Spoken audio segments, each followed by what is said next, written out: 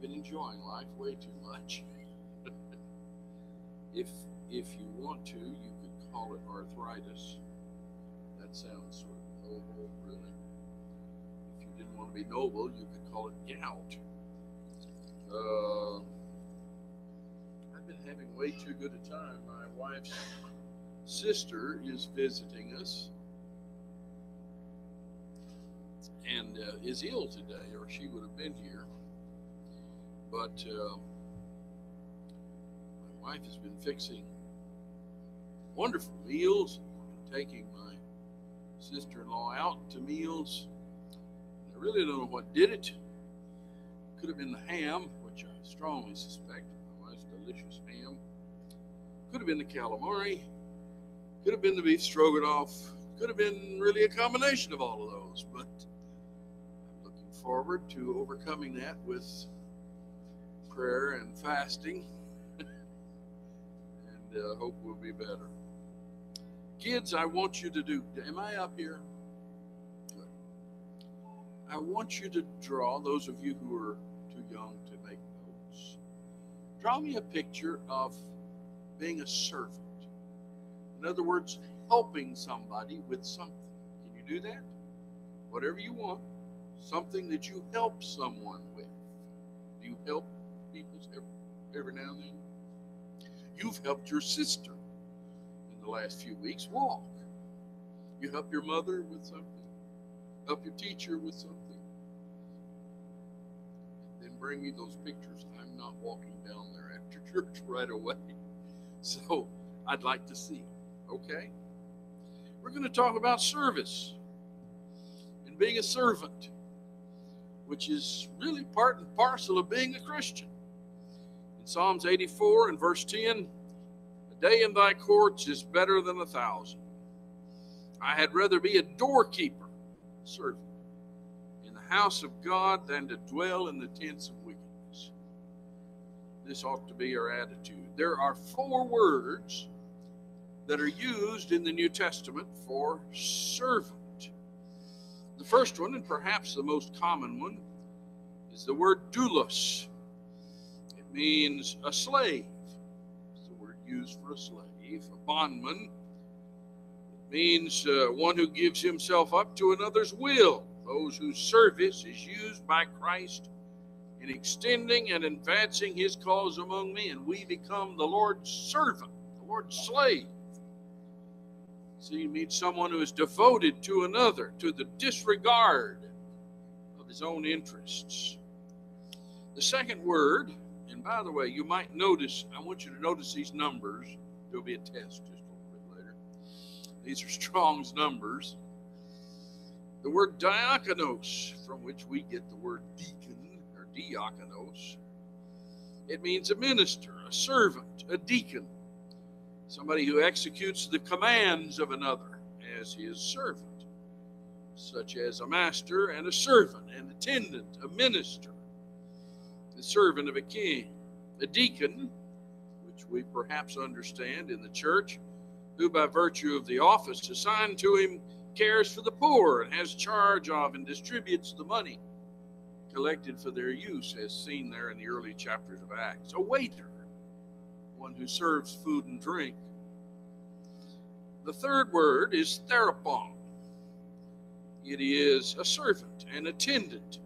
For instance, in Hebrews, Moses is spoken of as discharging the duties committed to God by him. He was a servant, whereas Jesus was the Son. He served as a servant, Jesus the Son. The word huperetes, is a servant. It's sometimes referred to an under rower in a galley, a subordinate rower, anyone who serves with his hands, a servant. In the New Testament, and it's the officers and attendants of magistrates, the officer who executes penalties.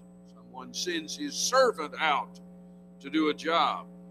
It is the attendants of a king, the soldiers of a king, anyone ministering or rendering service. Sometimes it's used with regard to a preacher of the gospel. Now, as you see these are all synonyms. 1402, doulo, which is slave. Diakonos, the word deacon. Therapon, and huperetes.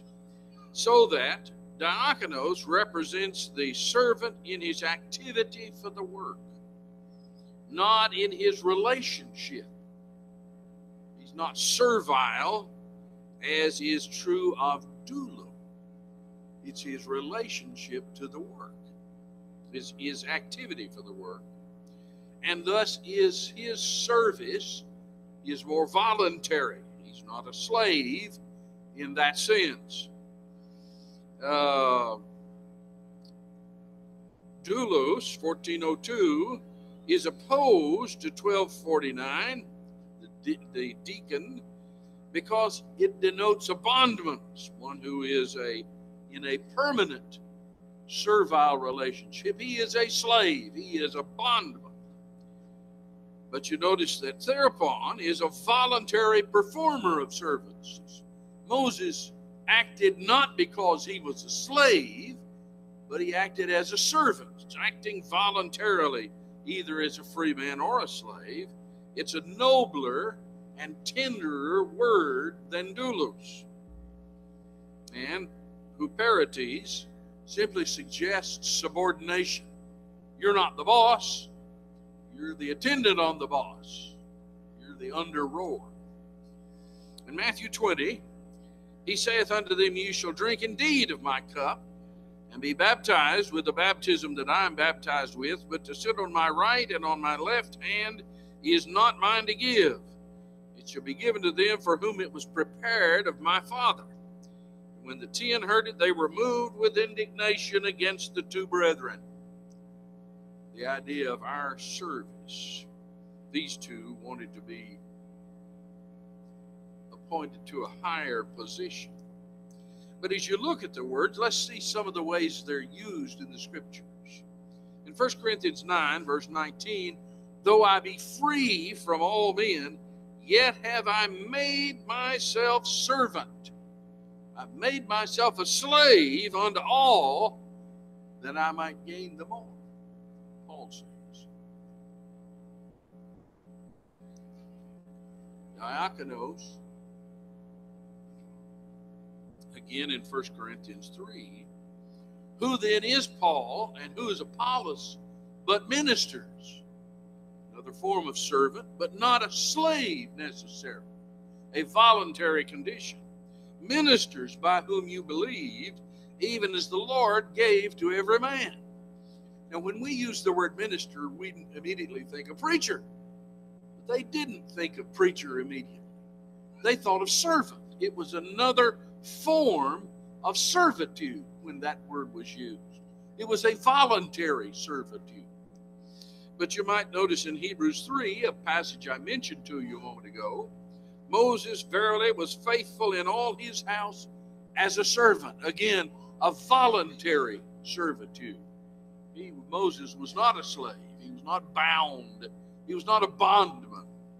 And finally, in 1 Corinthians 4 again, let a man so account of us, the apostles, as of the ministers of Christ and stewards. Another idea of servitude, by the way, a different office. Stewards of the mysteries of God.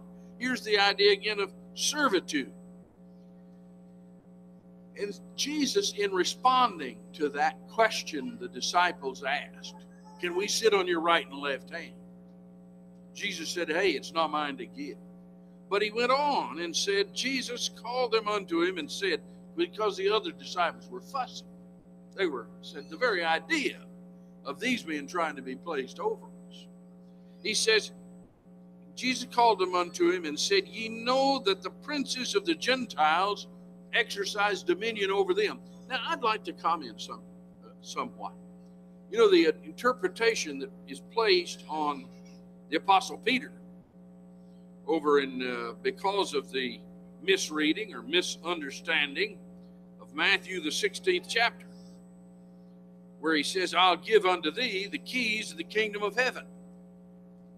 Whatsoever you bind on earth will be bound in heaven, and so forth. And a lot of people assume that by that, God was elevating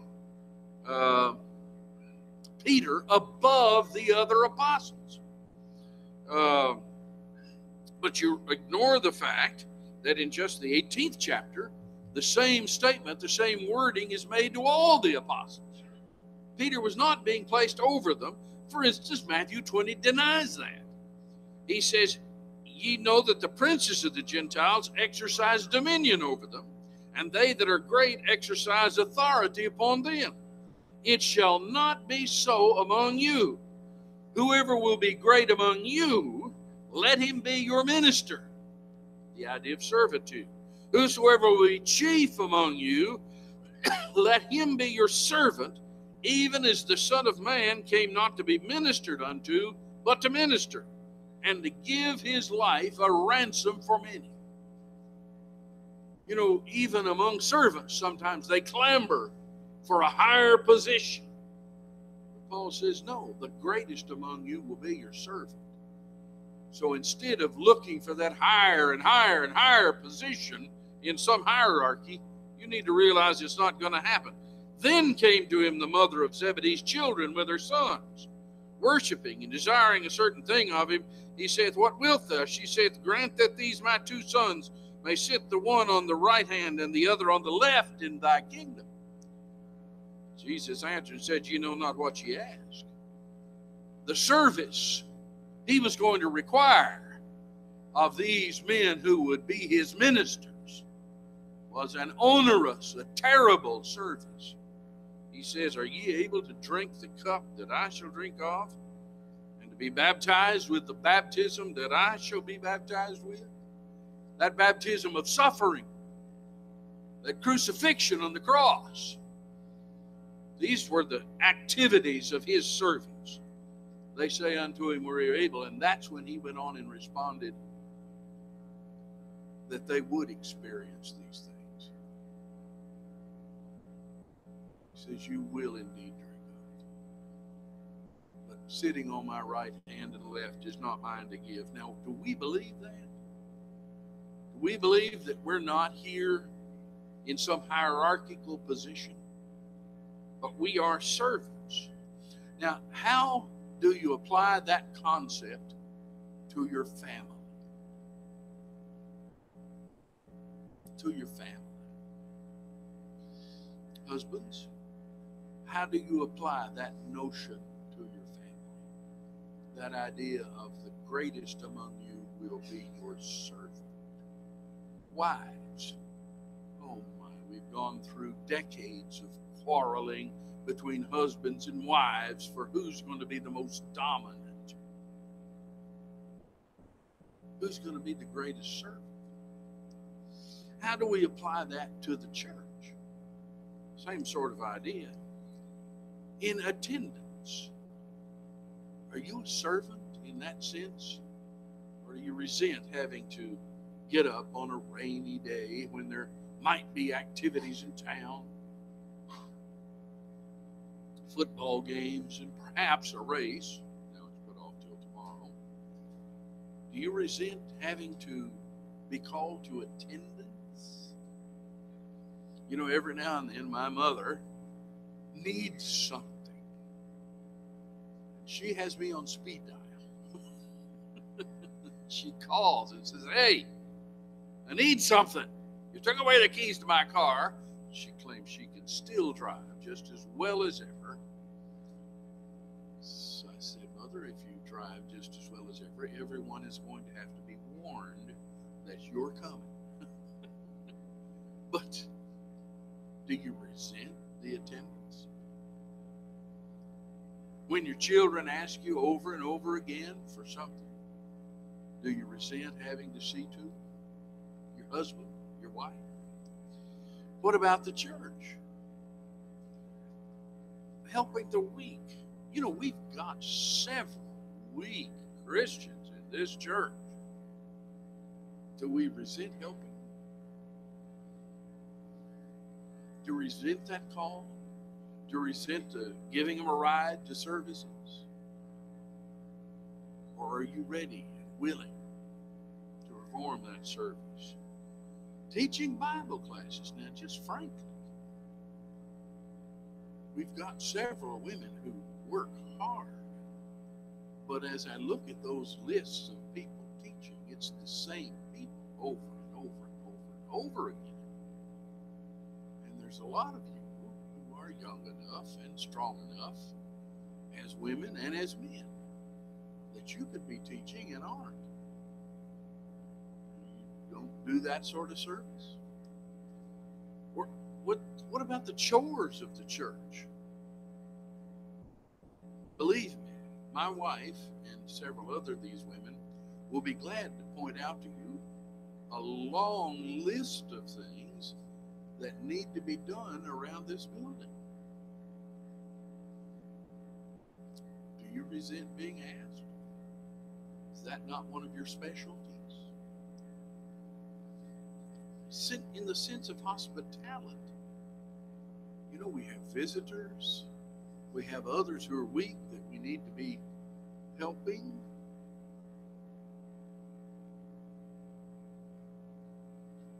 What kind of fur that is. My mother's got some old minks I noticed out in the garage. If any of you kids want to wear a wrapping of mink pelts around you. Look at the story of the prodigal son. He went and joined himself to a citizen of that country. He sent him into his fields. You know, he thought he was pretty hot stuff. He went and was having fun. He had a little bit of money. He was enjoying it. But he sent him into his fields to feed swine. And he got to the point he would have filled his belly with the husks that the swine did eat. And no man gave unto him. Kids, kids, if you had the misfortune of growing up in the city and never seeing your grandpa feed the pigs, you missed the whole point of this parable. I tell you, every piece of junk and slop that my grandma threw off the table, she threw in a bucket. It was not the pretty stuff. It was not the good stuff you feed your dog. And every morning, my grandfather would go out to a muddy pig pen. Slimy, awful. You don't want to fall down in there, do you, Dave? We all remember that about Dave. But he would dump that over in an old wooden trough he had made for those pigs, and they would just slop it up. It's called slop.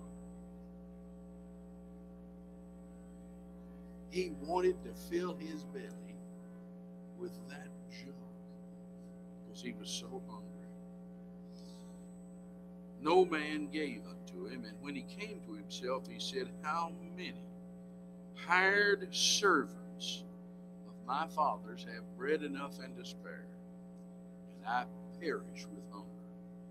I will arise and go to my father and say unto him, Father, I have sinned against heaven and before thee, and am no more worthy to be called thy son.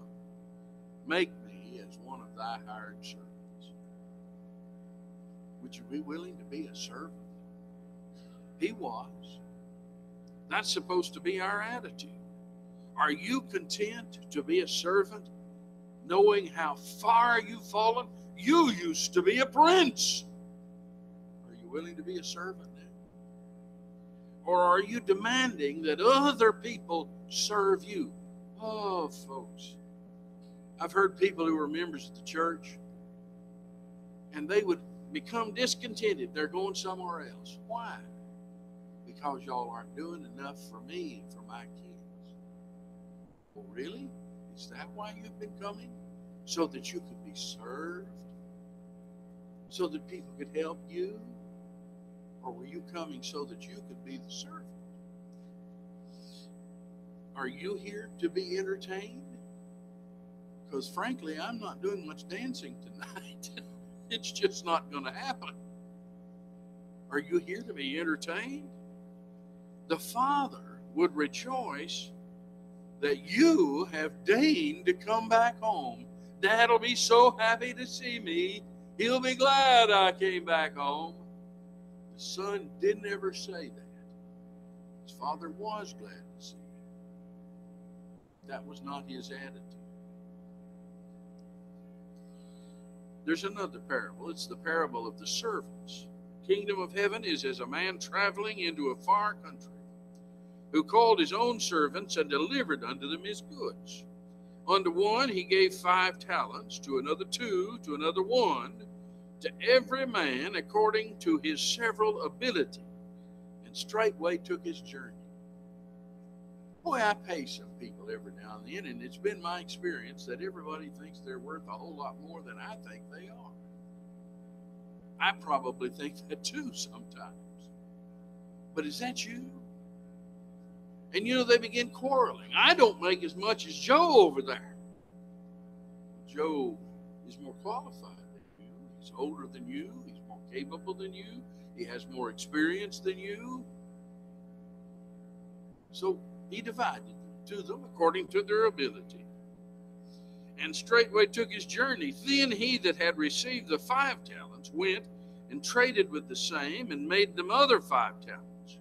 Likewise he that received 2, he gained other 2. But he that received 1 went and digged in the earth and hid his Lord's money. After a long time the Lord of those servants cometh and reckoneth with them. And so he that had received 5 talents came and brought other 5 talents, saying, Lord, thou deliverest unto me 5 talents. Behold, I've gained beside them 5 talents more. His Lord said unto him, Well done, thou good and faithful servant. Thou hast been faithful over a few things. I'll make thee ruler over many things. Enter thou into the joy of thy Lord. He also that received 2 talents came and said, Lord, thou deliverest unto me 2 talents. Behold, I've gained 2 other talents beside them. His Lord said unto him, Well done, good and faithful servant. Thou hast been faithful over a few things. I'll make thee ruler over many things. Enter thou into the joy of thy Lord. Then he which had received the 1 talent came and said, Lord, I knew thee that thou art a hard man, reaping where thou hast not sown, gathering where thou hast not strawed, and I was afraid, and went and hid thy talent in the earth. Lo, here thou hast that is thine. His Lord answered and said unto him, Thou wicked and slothful servant, thou knewest that I reap where I sowed not, and gather where I have not strawed. Thou oughtest therefore to have put my money to the exchangers, and then at my coming I should receive mine own with interest. Take therefore the talent from him, and give it unto him which hath 10 talents. For unto every one that hath shall be given, and he shall have abundance. For from him that hath not shall be taken away even that which he hath. And cast ye the unprofitable servant into outer darkness. There shall be weeping and gnashing of teeth. Now the question is, what are you doing with your talent? What are you doing with yours? You may not have as much as some others, but you have something. What are you doing with it? Attending services is not exactly a talent. You know, let me just explain. Kids, when you go to school, all of you are going to school, or you wouldn't be here on the front row. You don't get any special credit for going to school. For one thing, the law requires it. For another thing, your mom and dad think it's time for you to get an education. Attendance at church is about the same category. You don't get a gold star for attendance. That's just sort of normal. Being educated, being entertained. At least the 1 talent man was afraid. Would the master have been more satisfied with laziness and indifference? Which we all suspect that man had anyway. But we see a lot of Christians today where that's the sort of service they render. Lazy, indifferent. What sort of service are you giving? Have you ever stopped to think about that? You've read the parable of the talents time after time after time. Did you ever see yourself as a servant who had been charged with something? What are you doing with it? For instance, your neighbors. Have they been taught? Have they been assisted? You've got neighbors. Maybe you have older neighbors who are not doing so well taking care of their place any longer or need some help here and there. Have you helped them? Or are you not that sort of servant? What about your children? Have your children been taught the Word of God? What are you doing with the talents? You may not have much else besides children. What are you doing with them? The chores that need done around your own home. Does the place look like it's about to fall down around your ears? Or have you taken care of things? What about hospitality? Is that somebody else's job? Where's Pam Green? She must have gone back home, Rita. I remember when Pam was just a child. And Dick, I mentioned this morning, was appointed as an elder. And Dick's Pam's response to hearing of his appointment as an elder said, "Oh no, that means we have to bring the meat dish to the pitch ends now," as if somehow that's the elders' jobs. What about hospitality? Do you extend that?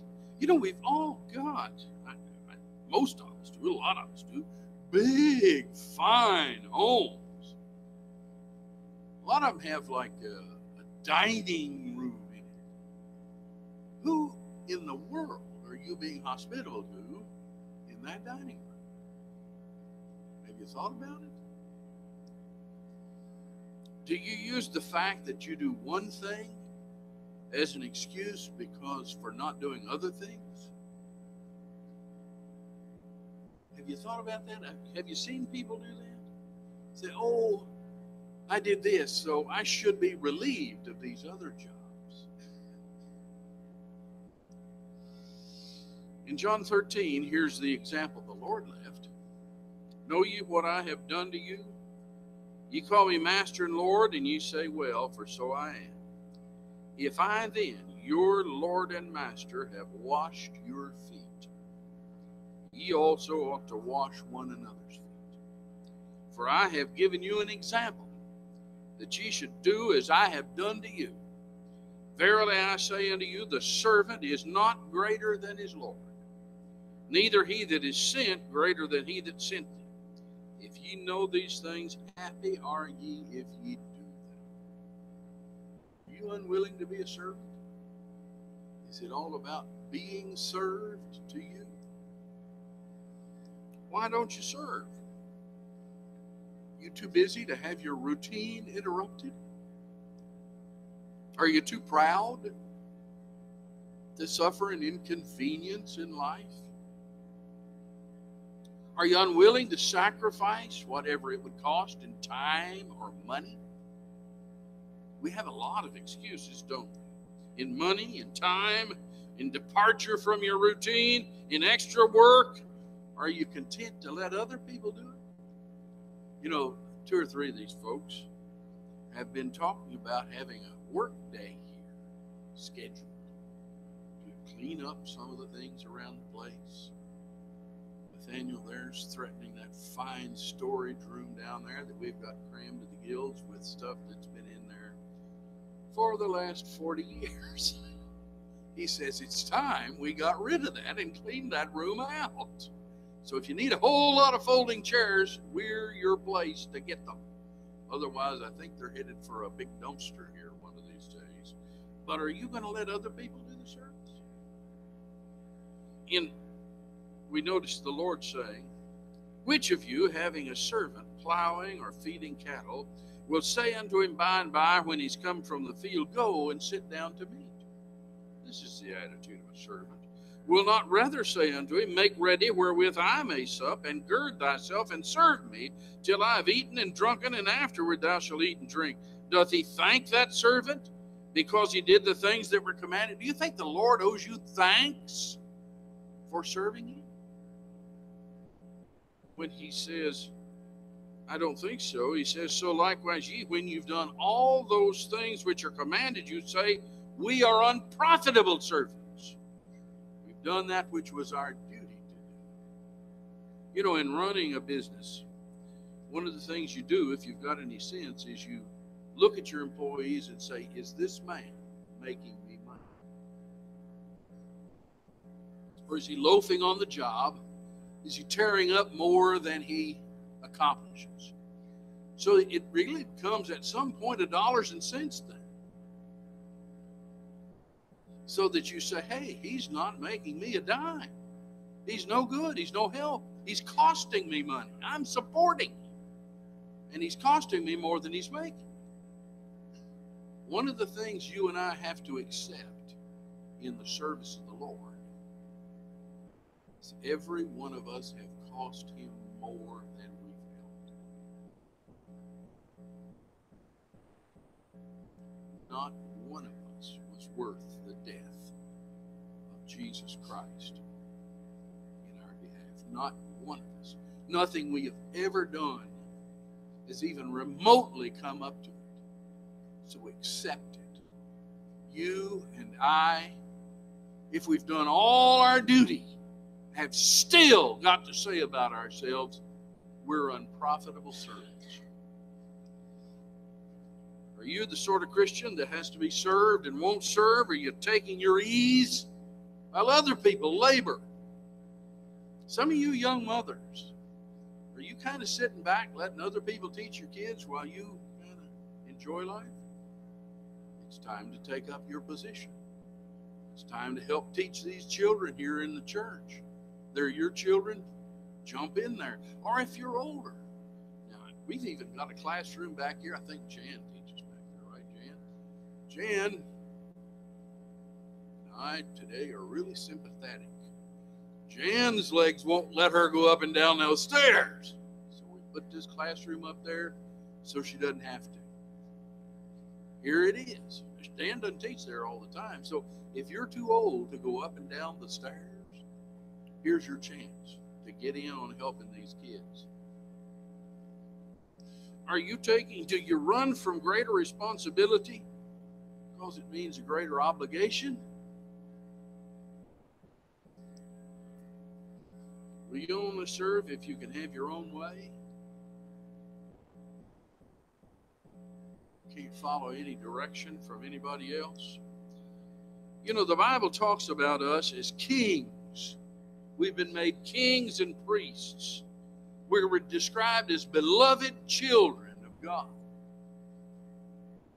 It also describes us as servants. Now, a lot of people find it easy to be one of those and not the other. We like being called kings. We like being the beloved children. But do you like being the servant?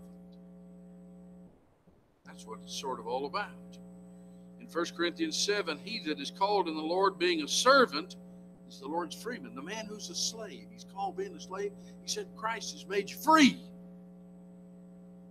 Likewise, also he that is called being free is Christ's slave, his servant. Well, Luke 12.